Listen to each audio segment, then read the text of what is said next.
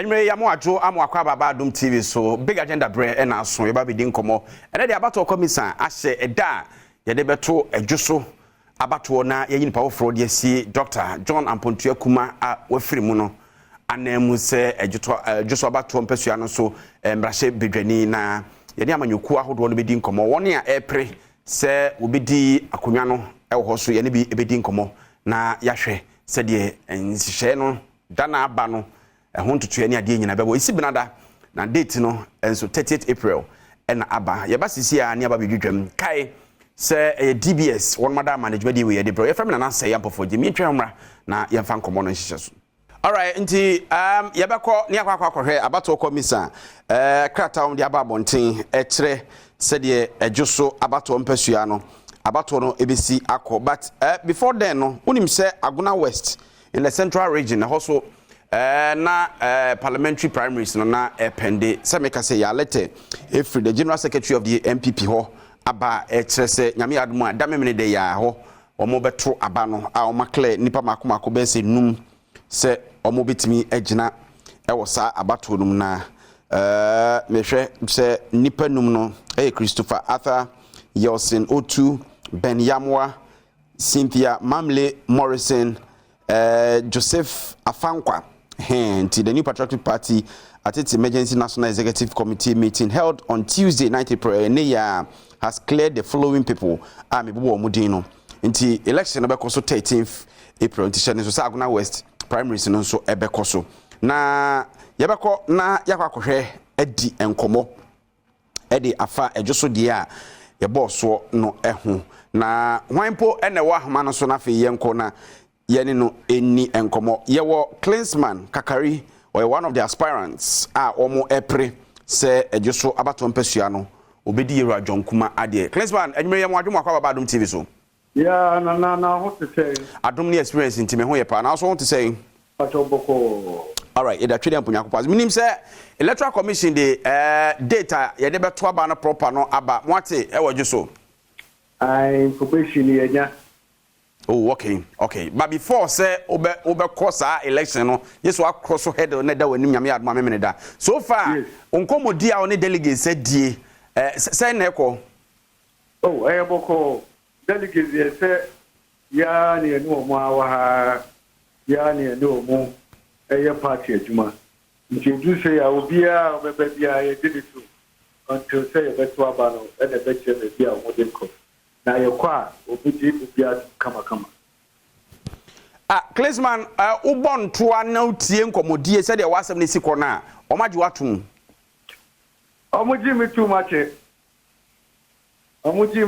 fishe me no ma na wa ha na eye MPP party officer wa me share suma ECBT omuni se Klinsman de e ba se ye adwuma na obeye nti e ba se omo toa me so a ombeto me so aboma be ye ne kesi mu ama now you be away wadwen say obepe MP na didada ana say John Free mu ya na esi wanum wadawma me de be free say 2022 etwemu MPP National Youth Organizer me call me okay me resign kakra due to nema ba ko me bi withdraw yeah me withdraw yeah okay na me Asante member ewo the late Dr. John Ampontua hometown na say baby I was sick of Kumasi enti me afi assembly me jinebi enti I was preparing myself said that should be akunya beto say member of parliament and could na did na HND if we a party in so say the late John Ampontua Kuma ebetime abaye the running mate to the vice president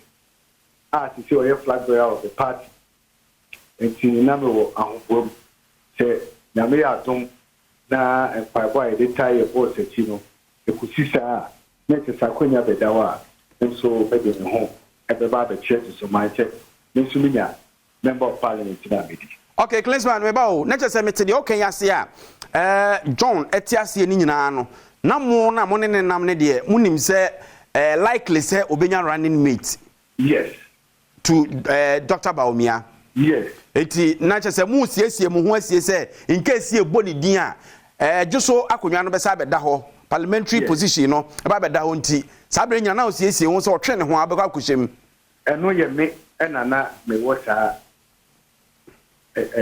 ta ayi no wo bitrim ta gen wo bitrim anye se bia obefiri mu no aba Debbie. Okay. Mamenhwe unu aba ahele na mensa so mate so no so bogum oba ali na akpoko de Yesu adumu na baton so e meso me ho ye one oba tuntum na na akoko no me ye tuntum woni tuntum no baton ai aha okay wo so di assembly woman pen ho me baton ai na ebrebe na okondo so obedi MP MP de na me kondo se me di o na kondo e but jare ko sama etu yen ye refi mu no na yare ko sam kase pa but na me ni ye na ye adwuma okay nti e beto ye no e na che me decide say e was me didi ye wura na mo achi na me be fa na konya no na me ye ni ye okay oka so na one ni ye adwuma de adwuma na ne ye Tell me assembly member. 3 consecutive times. Nina no na me ne ye adwuma. Okay. But assembly member na me sabe presiding member. Okay. 2 times. It's presiding member so only we MP no MC ne ye adwuma. Ampa. Nti na me ne ye adwuma. And na ye call rounds bia me ko bi. Oye program bia o fe me ma me ba.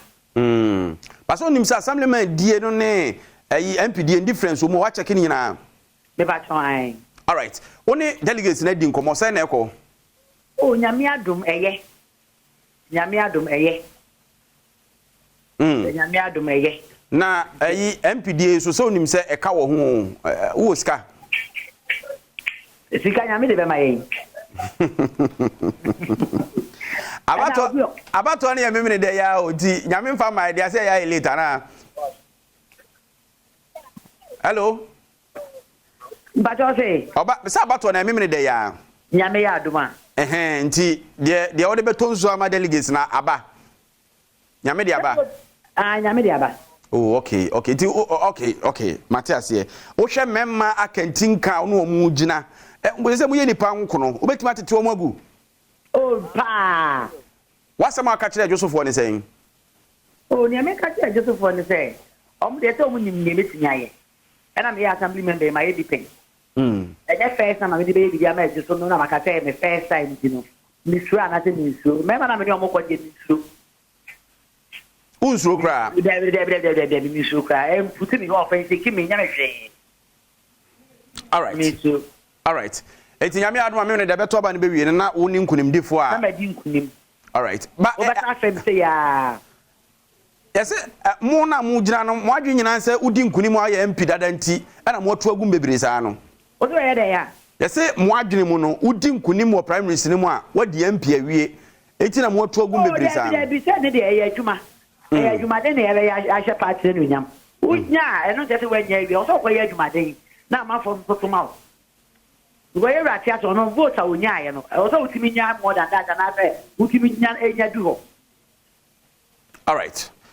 Mamena wase na bia bese di nkomo ansa na bato nti after bato say the okaso be di nkunim di e dia wo di nkunim nko ade a nkomo no e be di bia ka ho why Klinsman wo ho me ba chomi o fa Ejisu fo mo how pass say ene de he na kwame na obefa so abeso ano ntem me ye bakunu na me hu se Ejisu ye hia nnuma enti me amatna se with a team of youth you create a policy be say job creation and employment accessibility. So when you say just na waka award here. Minimum ka be pucha me dey me kan no. And your kind na brofo tintin job creation accessibility hwan no. Eno ne adwuma be, eno ne adwuma be, eno ne adwuma be. Ye be pie nnuma na nnuma abuama ye makunu no manya biaye. Klinsman, okaso be bie nnuma, wo MP adwuma se na obetima bie. Oh ma na wo mbuta me kwan amefa so. Anti na mbisa say adwuma no kire ma adwuma kura na afi mehu kwan abefa so. Okaze MP dey over bie no say anete. Oh de kwan bi amefa so. Tie. Wo se me mbisa kwan abefa so na ade na kasa me bisa adwuma na kasa obebie na nsa na mbisa kwan abefa so obebie. Na me hu adwuma na me ye de bisa kwan abefa so obebie. Wadaruma yewo 400 acres. Ah, abinaji. Okay. Ah, nim pempen so anase ne niso ade hu ne se. Wan cry in Lamport beye bia. E beye industrial hub. Na ejuma ebu ho e dia match sofo ene Ghana man ene Asante man. Na metena de hu se wan cry e da chin September. Okay. Nti akwanya ye be fa so ama wan cry e da chin September na ba so ne se. Ye wo business summit ye organize e wo Ghana amanone na Africa e bi premu ha baby baby. Ye be ne se ye be create anase ye be a team of youth. Ye be ye round table at bia ye be tene eniema ye be timi dia ba o my Ghana mu. Ye Wankra. Klinsman. Daddy nyuma. Klinsman. Amaye zianu maye. Klinsman. Mitio. Usu be bia nyuma. Ama amanfo anya bia na me bisa se adwuma ben na obebie bie de o kan de se seminar ne workshop bole be say ye be fa kwan bi so create team ye di investors ebeba investors na ebe bia adwuma no okay one cry in Lamport assassin da o kakaka investors na ye di o mo beba amoma bie adwuma no wadaroma di ebe ye ene kwan ye fa so na make sure eti inland port ne wani so ade hunu kese pa inland port ne ye mani so ade hunu kese etise edi nyuma ebeba amambe kunu ana de biem wadaroma Dr. John Amputie kuma the late oko school do echi ema ni suko oko do echi no ama emabunu bebre ani age na brabo ho enti media chime Maybe I took my dream said, Akwanya Neba, tell me by a parliamentary candidate. Now me boy, my dear member of parliament within 30th April. The Bayan said, Suku say, well, just some million Patamunina, the year renovation. Yebe, the year said, the chance to dine your best son, Yebe, the year said, school dining more to two. Yebe, the year said, you did a floor and a better to our room. Yebe, ya be that. Ade ka kire ana ye wo ade a ye betimi afa so de aye oba etuso a ukọ Donald so na media assembly member ye wo so bi da wa eyin skete e fe no be ba oda afi bia anya etem ya ntimu anase ya nbejimu a enso ntimi flu na anya na ebetem no se anya ye ti ye dan ho adwuma okay enti de ye be ye ne se ye ne not mo directors na work so no dredging na ye no any engineers na dredging na ye all right Klinsman mame na wase ento ani so ade hunu so pa nti no me sure say oni ajusofo ni di nkomo o mo gitumu a na obedi MP so ahu nti ma ye na ase ma ye nhwe nkomodie kakra efri ye ajuso na ye mra sisie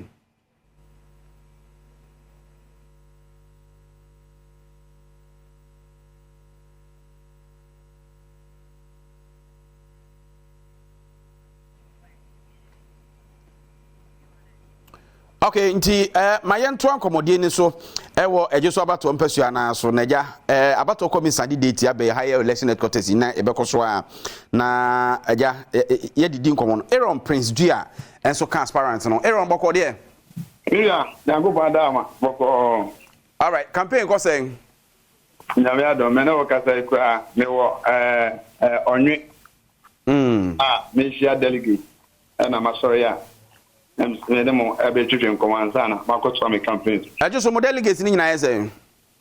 1080. What me share be say? As we speak, me share 623 delegates. Oh okay. Oh yeah, sure so betima cover dia kana nsa na memene da dru. Definitely, na cover. Na ushia omo aya omo mtwop mo ni de. Ya manga sema yeye enye sikasem. Omo ya party ma. Ana akonya na ato ana yenyina ya yeti se omonso ento abanama ya pise yanso ya som party yi baba okay nti enya sikasem amanyosem na aduru ho no ana yanso ya kokan asma che delegate no okay na yenya nipa grassroots ni nyina ni no se we die yina Adom ni nyina be piaba na abeboa amayoko adwuma no na yetimi agina 2024. That's a major priority. Minim sa pa ba sa party meya na ya omusu say niam mu ayedi ntina me bisa say ya omo chop money, but that's just by the side. My enhwe amongst nipa nkura mo pre say mo bedi eyi rajon kuma de na bi assemblyman for bisa no so my assemblyman nti amanfo ni me won so den na amanfo de ni mo e wa bato mpesua no so mira medase oba Ejisu abeso mpesua so my police station youth organizer in fee watchi my police station chairman in fee 9. Hello Aaron aha jina ye na online mo popopa afi mami nteo aha me say my youth police station youth organizer in fee watchi SN form my electoral area coordinator in fee 9 SN form police station chairman in fee 9 SN form elected assembly member in fee 9 SN form from 2019 up to date my government appointed to the municipal assembly currently me na me finance administration convener I was just municipal assembly in Ukraine you can through grassroots ni pam kono no me pa na masom MPP e wo Ejisu pa year ye koto aba da memenda na delegate no me kama sama kire wo mo masma me ka che wo nya ne se e wo se ye pe obi a da ne da party ye adwuma wo Ejisu ayi hu no ani obi opi sa akonya ato no ti daji na oba be fa bie okay yan hwe obi a ye ne na take conference num because they me no ka tane mi frɛ se ne pa na te wonwe me kira de enso Ejisu secondary technical school okay Ejisu no de emu na mete emu na me ya adwuma emu na ye bonto a election year bia ye adwuma bia obo manim ye police station elections obo manim ye voter registration ta oku me e wo conference num tinya obi a akonya na ato no free baby e ba be preview Aaron eti dia wo kan ebrebe na wo ye wadwen se wonya mpie bia obedi ana ye nwan tofom ya na ebe mu se da bi masoma chente ne me so mi ko preview mama nya sama bra bo am igbo nyina no mani so ade hunu pa ne se metra MP po na makodi omanpanyiri enti mama nya sama bra bo no de sha ate enyenye na maka ze maybe amedi youth organizer 8 years police station chairman 4 years letter area coordinator 4 years assembly member 4 years let us say mama nya sama bra bo na me building nkaka de ba eti said wo count profile ne me friends or contribution towards the party no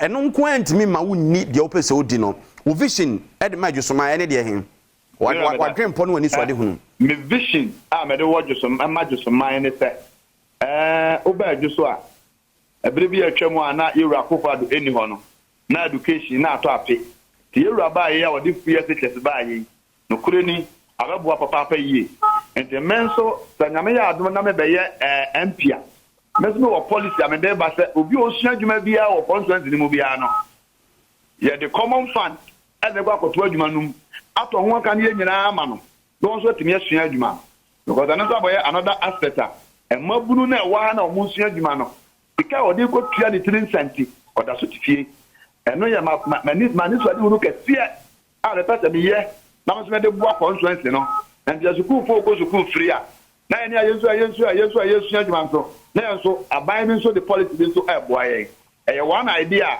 the person be the back conference num na fei enyuma yewura na Adankofado eye ya yenwie nyina no ya be bi achi denden ne ahwe masa na mani nyina ba na oba Ejisu mpesa so a ye ko bi inland port adahwa na nado adama ene play oye adwuma wo ho na hwe masa die adwuma abaso yes our industrial city no better employment ama mabunu a we constituency no mu and then so de hunu kase ya sisa to na wenum nyina betumi abamu a it's a one ban no koso atra ban all right and the me I was betumi ka Ejisu enyina bo previous executive ebre bi obi a wadi waso party o nyina de tiada all right do mu nyina ba board ne ba be ya adwuma ne be nya votes e wa Asante Region ne be document mu aba president ne basa Aaron, mamina wasi papa. Aaron, mamina wasi na memfa unsi sini awie ye ni ehuru chele. na ye be hwe de e be ko nyame adom da me nda say the wa kire party mu no na minute ba ko aka no the electoral commission released statement and day about the Ejisu constituency parliamentary by-election. Also the electoral commission wishes to announce for the information of the general public that following the death of the member of parliament for Ejisu constituency, Honorable John Apontuekuma, the seat of the constituency in the parliament has become vacant. In accordance with Article 112, Clause 5 of the Constitution, as amended, the Electoral Commission will hold a by-election in the constituency on Tuesday, the 30th of April 2024. Accordingly, the Commission will receive nominations from prospective candidates for the election of a member of parliament for the said constituency. The nominations will be received at the Ejisu District Office of the Commission from 16th April 2024 to 18th April between the hours of 9 a.m. and 12 p.m. and 2 p.m. to 5 p.m. on each day. Interested candidates are required to download the nomination forms from the Commission's website www.yec.gov.gh from 9th April 2024 to 18th April 2024. Tinyami Adma 30th April and as our by-election ebaso. Be rest assured, say election headquarters Kokomuti power the soon so nyina bebe even edamemeda ya wajoso ya wo free bra jonkuma to form ya din komo pi memeda so ya wo ansa na 30th April no ya de etua mu nyina abre fam na say ampo for na se nkoma production team nyame adom o chena be se share obega agenda so na se nkoma DBS industry so